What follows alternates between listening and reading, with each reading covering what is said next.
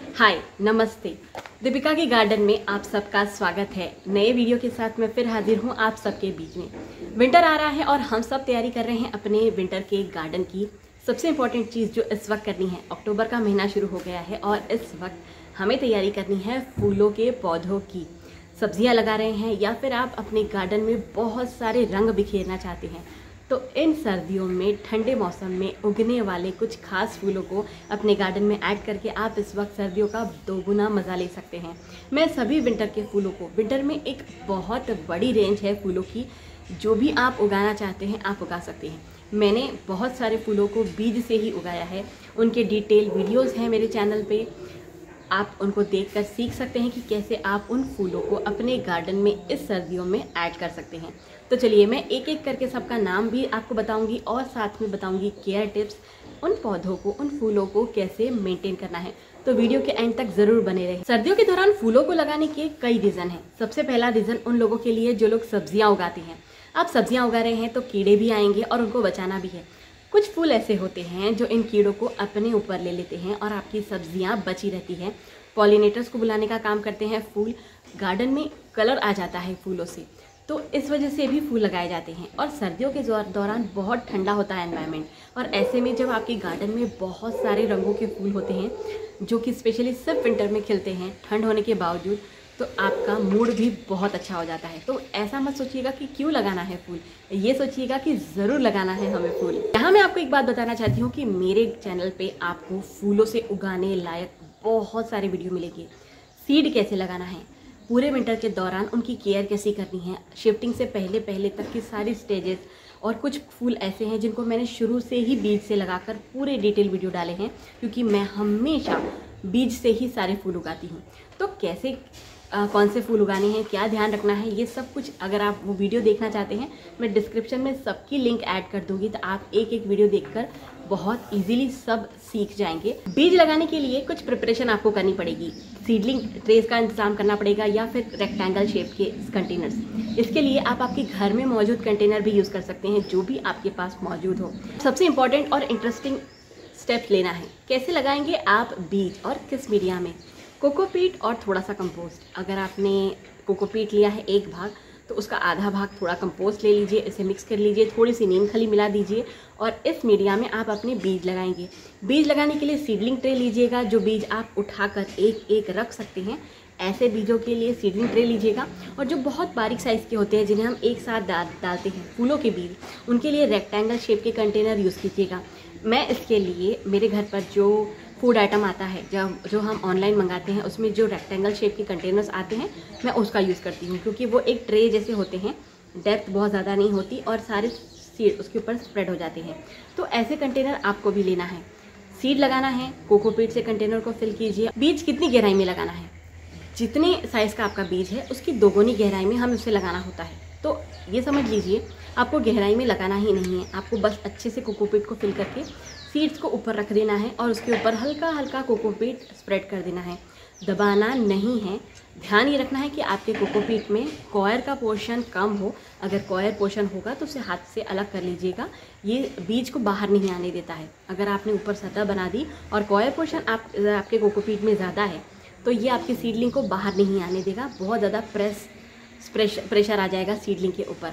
तो ऐसा कोकोपीट लीजिएगा जो पूरा भुरभुरा हो, कॉयर पोर्शन कम हो और वो सीड के ऊपर आपको हल्का सा लाइटली स्प्रेड करना है।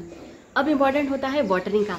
शुरुआत में आप स्प्रे से पानी दे देंगे और उसके बाद आप उसके ट्रे के नीचे एक प्लेट रख देंगे या कोई भी पतला सा ट्रे, कंटेनर आपका उसके अंदर रखना है और आपको बॉटम वाटरिंग करनी है। बॉटम वाटरिंग का फ़ायदा ये होता है कि आपने जितना पानी डाला ट्रे ने सक कर लिया, नेक्स्ट डे आपको दिख रहा है कि उसमें नमी है, फिर आप ज़रूरत के हिसाब से डालिए। जैसे जैसे सीड अंकुरण लेना, जर्मिनेशन लेना शुरू करेंगे, आप स्प्रे से और बॉटम वाटरिंग दोनों के थ्रू मॉइस्चर मेंटेन करके रखें, ये ज़रूरी है। सीडलिंग जब तक जर्मिनेट नहीं हो जाती, मॉइस्चर बना रहना चाहिए, ये बहुत ज़रूरी चीज़ है अगर आप बीज से ये फूलों के पौधे लगा रहे हैं तो। अब ये सब तो मैंने आपको बता दिया। इसके बाद क्या करना है? जर्मिनेशन चेक करना है।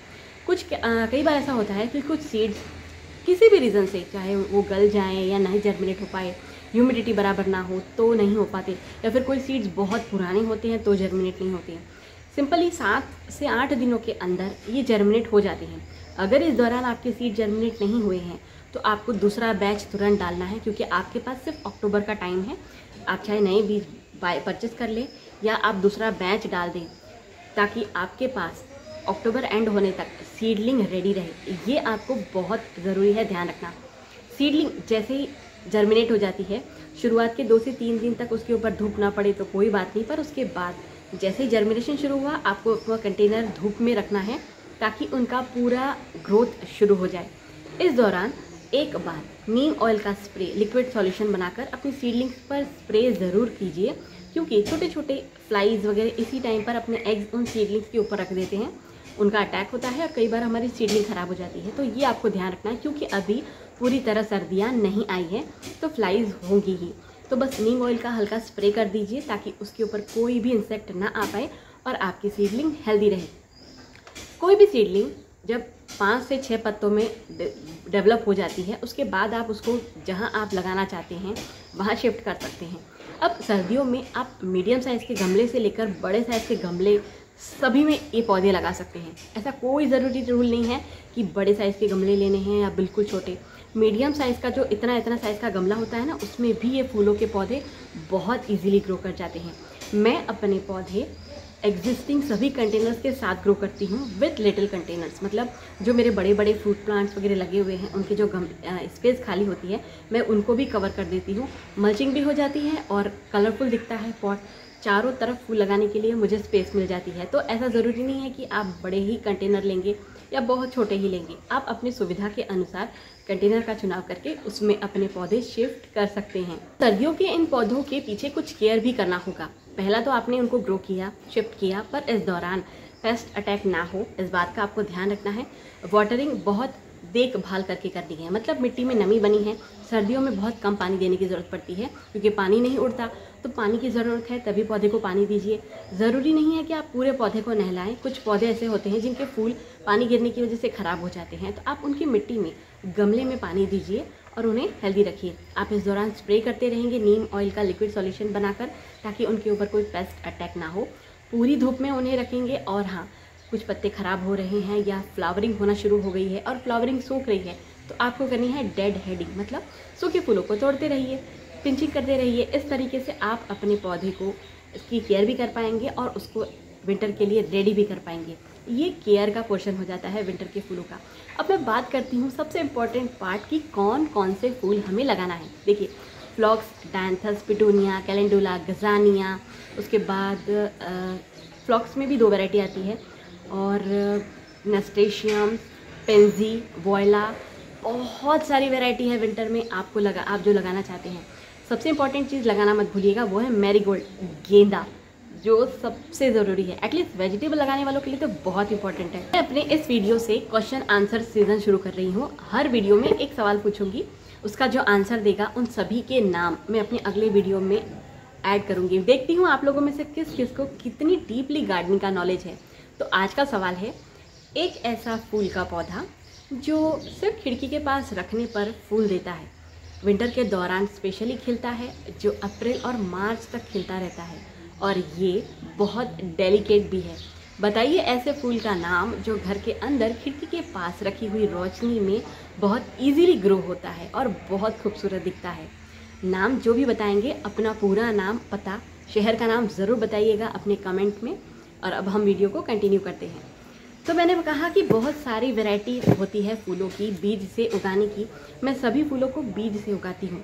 मेरा एक ही सिंपल सिस्टम होता है कि मैं उन्हें पहले रेडी करती हूँ।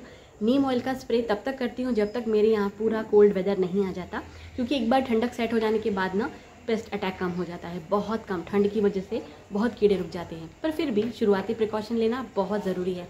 कुछ फूल ऐसे होते हैं जिनके ऊपर पानी गिरने पर उनकी शक्ल सूरत ख़राब हो जाती है, जैसे गेंदा है, गजानिया है। बहुत ज़्यादा पानी गिर जाता है अगर पानी देते वक्त उनके ऊपर, तो वो उनका कलर ख़राब हो जाता है, क्योंकि वो पानी के ड्रॉप्स उनके फूलों के रंग को ख़राब कर देते हैं। तो आपको इनके ऊपर वाटरिंग करने से बचना है। गेंदा में ये इंपॉर्टेंट होता है, क्योंकि गेंदा पूरी तरह खिलने में ना 3-4 दिन का समय लगाता है, तो पानी गिर जाने की वजह से उसके पत्ते ख़राब हो जाते हैं, फूलों के पंखुड़ियाँ ख़राब हो जाती है। पर हाँ, जब आप स्प्रे करेंगे नीम ऑयल का या जिस भी लिक्विड सॉल्यूशन का स्प्रे करेंगे, तब फूलों को ना सही पर एटलीस्ट पूरे पौधे को अच्छे से नहला ज़रूर दीजिएगा, क्योंकि उसके ऊपर इस दौरान स्पाइडर माइट्स और बहुत सारे कीड़ों का अटैक होता है, क्योंकि ये पौधे अपने ऊपर इंसेक्ट अटैक ले लेते हैं और हमारे बाकी पौधों को सेफ रखते हैं। कुछ फूल एडिबल होते हैं, पेंजी, वोयला, डायंथस, कैलेंडुला, मैरीगोल्ड और नस्टेशियम।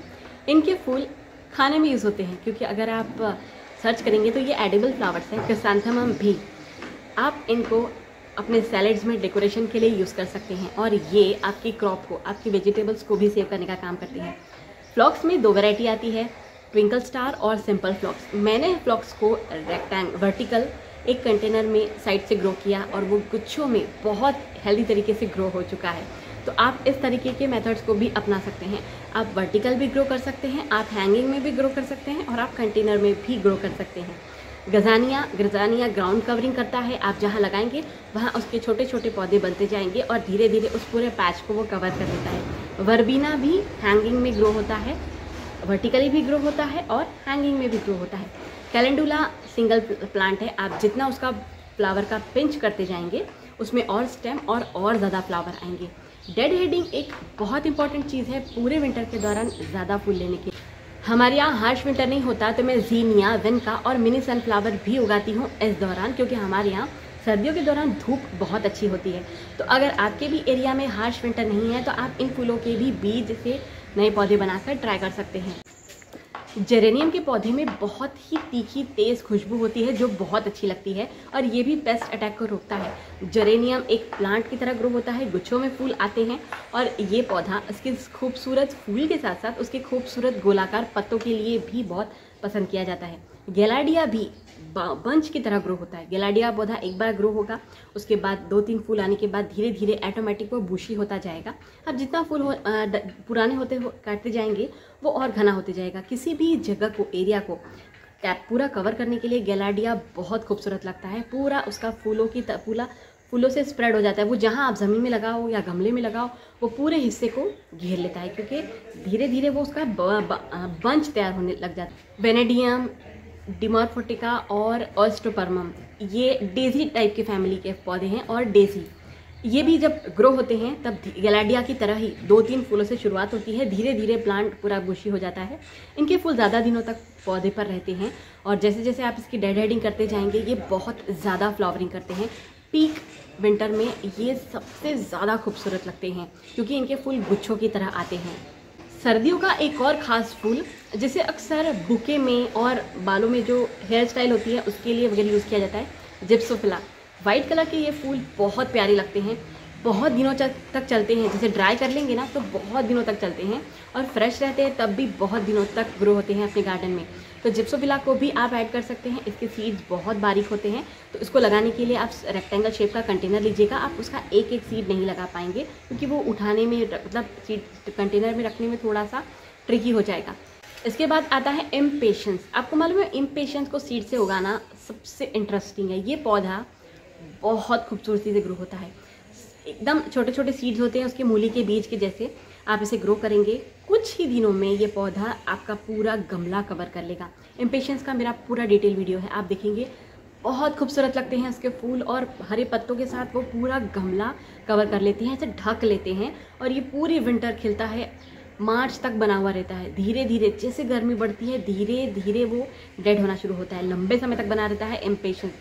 बहुत खूबसूरत कलर्स है, तो आप इम्पेशंस को इस बार अपने गार्डन में ज़रूर ऐड। जरबेरा, कैलेंचोई, क्रिसैंथेमम की कटिंग्स लगती हैं, कैलेंचोई भी कटिंग से लग जाता है और कैलेंचोई के आपको इस वक्त रेडी कंटेनर मिल जाएंगे, प्लांट रेडी कंडीशन में मिल जाएंगे। कैलेंचोई के ऊपर मेरा डिटेल वीडियो है, मैं उसकी लिंक डालूंगी डिस्क्रिप्शन में। आपको पूरी इन्फॉर्मेशन एक ही वीडियो में मिल जाएगी, कटिंग, प्रोपगेशन, सब कुछ। कैलेंचोई को इस वक्त आप खरीदेंगे, आप बड़े कंटेनर में उसे शिफ्ट कीजिए, खाद दीजिए, उसकी पिंचिंग शुरू कीजिए। अभी फूल आने के लिए थोड़ा सा इंतज़ार कीजिए। आप जितना उसे पिंच करके थोड़ा बूशी बनाएंगे उतना जब वो एक साथ फ्लावरिंग करेगा तब बहुत ही प्यारा दिखेगा। कैलेंचोई की ये स्पेशलिटी होती है। जरबेरा के साथ यही होता है। जरबेरा आपने लाया, उसको रिपोर्ट किया, उसके बाद आप उसे फुल सनलाइट में रखिए। जरबेरा विंटर के दौरान बहुत अच्छी फ्लावरिंग करता है। और अब बचता है क्रिसैंथेमम। क्रिसैंथेमम तो पीक विंटर का बहुत इंपॉर्टेंट पौधा है। अभी आपको क्रिसैंथेमम नर्सरी में अवेलेबल मिल जाएंगे। आप छोटा बड़ा कोई भी पौधा परचेस कर सकते हैं। कुछ पौधे पूरी तरह रेडी किए हुए होते हैं, वो कॉस्टली होते हैं। आप छोटा पौधा लेकर उसकी कटिंग लगाकर उसे पिंच कर करके घना बना सकते हैं और आप उस पर फ्लावरिंग ले सकते हैं। तो ये थी सारे उन फूलों की जानकारी जो मैंने अब तक उगाई है और जो आप उगा सकते हैं। इसके अलावा भी बहुत सारे ऐसे फूल हैं जो आप उनका स्ट्रक्चर, कलर देखकर अपने गार्डन में ऐड कर सकते हैं। ये था विंटर फ्लावरिंग ग्रो करने के पीछे का टिप्स एंड ट्रिक्स के साथ वाला वीडियो। मैंने बहुत सारे फूल ग्रो किए हैं, सबके वीडियो अब मेरे चैनल पे मौजूद हैं। आप प्लेलिस्ट चेक कर सकते हैं और एक बार डिस्क्रिप्शन चेक कीजिएगा, मैं सबके लिंक्स नाम के साथ वहाँ मेंशन कर दूँगी। आपको समझने में बहुत आसानी हो जाएगी। छोटे से छोटा बच्चा भी अगर मेरी वीडियो देखेगा ना, वो एकदम प्रो हो जाएगा सीडलिंग करके उसकी केयर करने के मामले में। सो गाइज, ये वीडियो यहीं पर एंड होता है। अगर आपने इस वीडियो को यहाँ तक देखा है तो रिक्वेस्ट करती हूँ चैनल को सब्सक्राइब कीजिए, लाइक कीजिए, इस वीडियो को शेयर कीजिए उन लोगों तक जिन्हें अभी तक फूलों के बारे में ज़्यादा नॉलेज नहीं है। मैं केयर वीडियोस और भी लेकर आऊँगी क्योंकि मैं भी अपने पौधे इस वक्त रेडी कर रही हूँ सारे फूलों के बीज से ही, तो उनकी आगे कैसे केयर लेनी है इस पर भी मैं वीडियो लेकर आऊँगी। इसके अलावा अगर आपकी कोई स्पेशल रिक्वायरमेंट है, कोई वीडियो आप चाहते हैं मुझसे, तो आप कमेंट में उसे मेंशन कीजिए, मैं उस पर वीडियो बनाकर आप लोगों के साथ शेयर ज़रूर करूँगी। अब मिलती हूँ अगले वीडियो में, मुझे दीजिए इजाज़त। Take care, happy gardening.